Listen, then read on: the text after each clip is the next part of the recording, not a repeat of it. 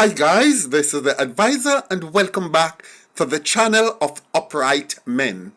By now I think almost everybody will have heard about the incident on Molynes Road this morning, where in the 4 a.m. bells a shooting took place in which 4 persons were shot up and 1 died, and 2 others, the 2 assailants, were run over by the car with the victims, and both assailants died, both gunmen on a motorbike died. Anyway, I have the inside story as to where this is coming from and what led up to it at that particular in the hour or two preceding the actual shooting, with details that not even CVM or TVJ has so far. So let me get into it. But first, let me tell you what happened for those of you who haven't heard. This morning, 4 a.m. bells, a car was traveling along Molynes Road when it was intercepted by 2 men on a bike, 2 gunmen on a bike, one with an M16 and one with a Glock pistol. It's actually an AR-15, to what I get to understand. It's not the long battle rifle. It's more of a shorter, tuckier version of the M16, the AR-15 looking one, and a Glock pistol. When the gunmen on the bike intercepted the car, they started shooting it up, shooting into the car, and the driver of the car turned the car on the gunmen and ran them over. I haven't actually seen pictures, but I hear that one of them had splash out or squeezed in flat like bammy presser, and that the other one, when the car go over in both front and back wheels, all them tribe come out. But so it's that graphic, and to the level of the way the scene was so graphic, I'm going to let you hear a part of what one person who was recording the scene had said in the immediate aftermath of the shooting. The video you will be seeing is of the actual scene, minus the gruesome details. And the sound has been dubbed over the view that you'll be seeing because it is not the actual sound coming from the actual video. But take a look and let me tell you what happened afterwards. Bombo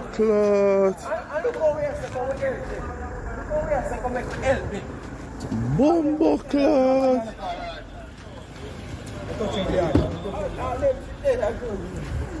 Mask of everything there. Oh,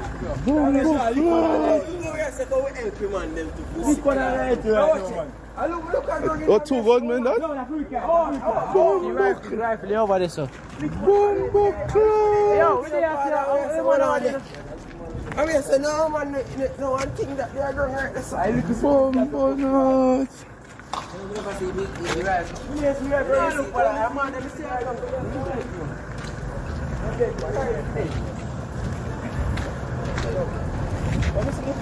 Shit.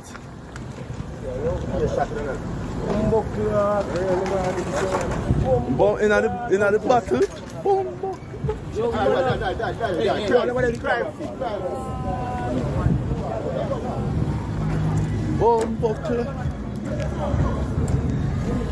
Yo, it's that man. Then guy hit job and crash and dead. Karma. A karma that no? Bombo not. You found out, yes? The driver is shooting this now.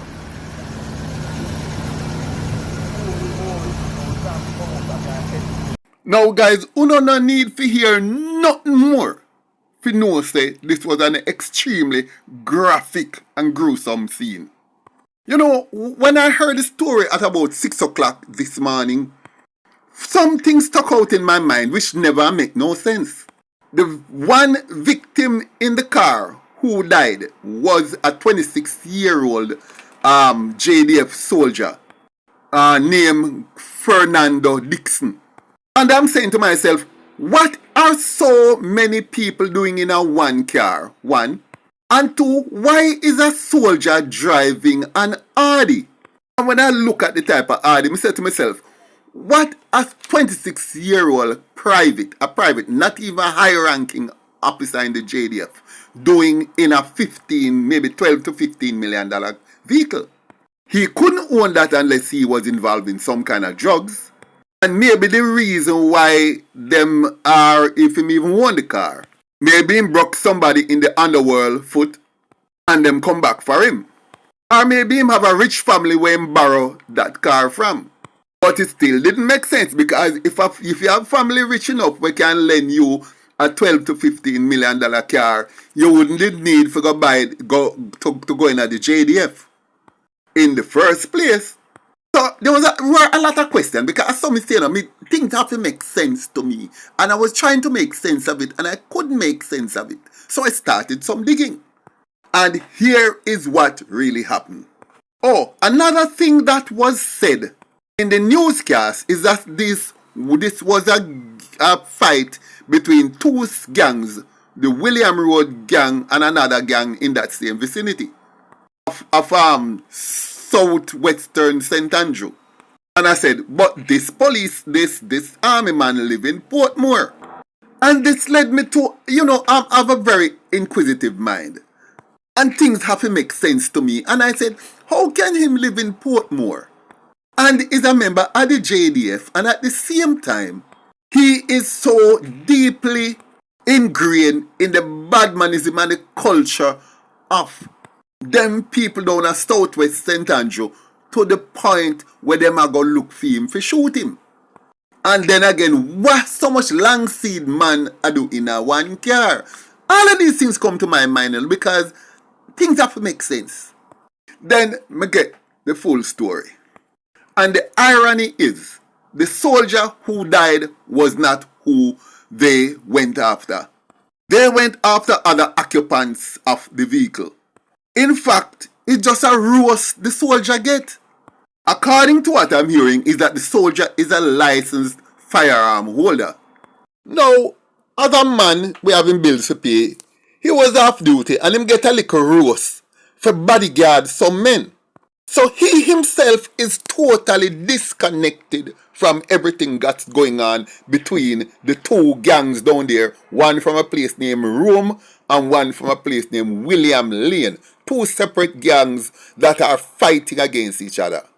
What happened is that the big wigs in one of those gangs, we don't get no name yet, so we don't know which one of the two gangs the people who hired him were from. But what we understand is that they needed a night out on the town to go nightclub, go sport Sunday night. But they didn't want to be catch flat-footed without anything to defend themselves. And of course, they couldn't walk inside the club with any firearms. Them don't allow it inside there.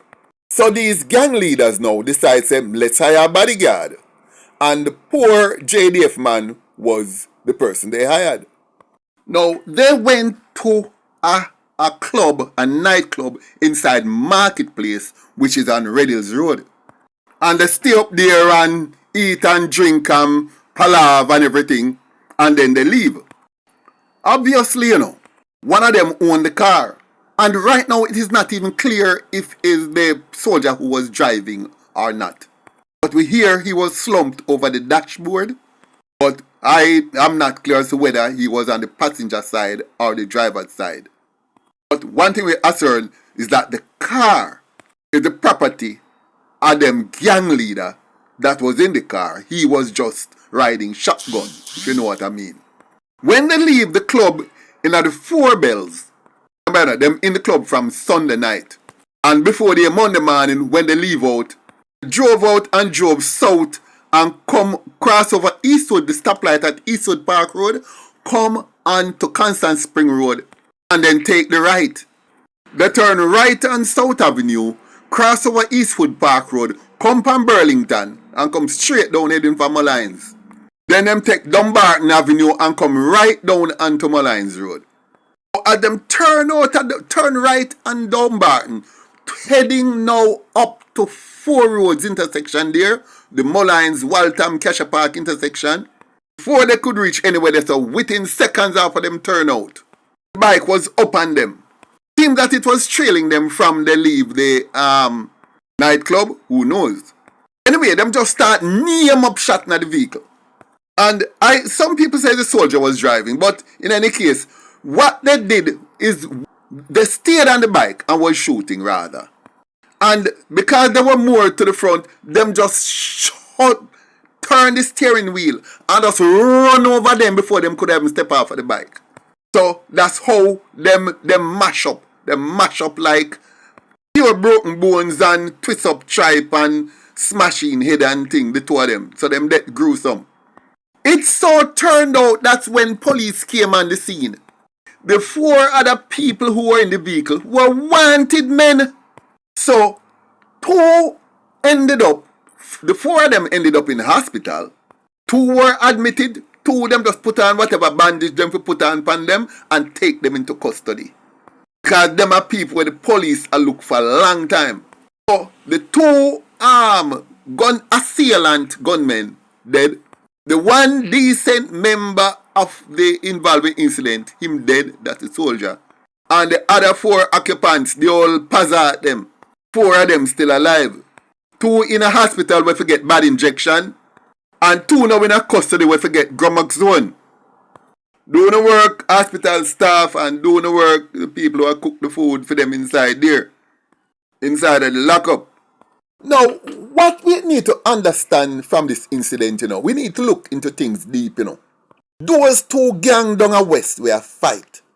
The leaders for both gangs who have pushed the war, them don't live down there, Them come down there, give the boy them lunch money, and give them guns and ammunition, and send them to kill them neighbor on the other street, or the other end of the same street.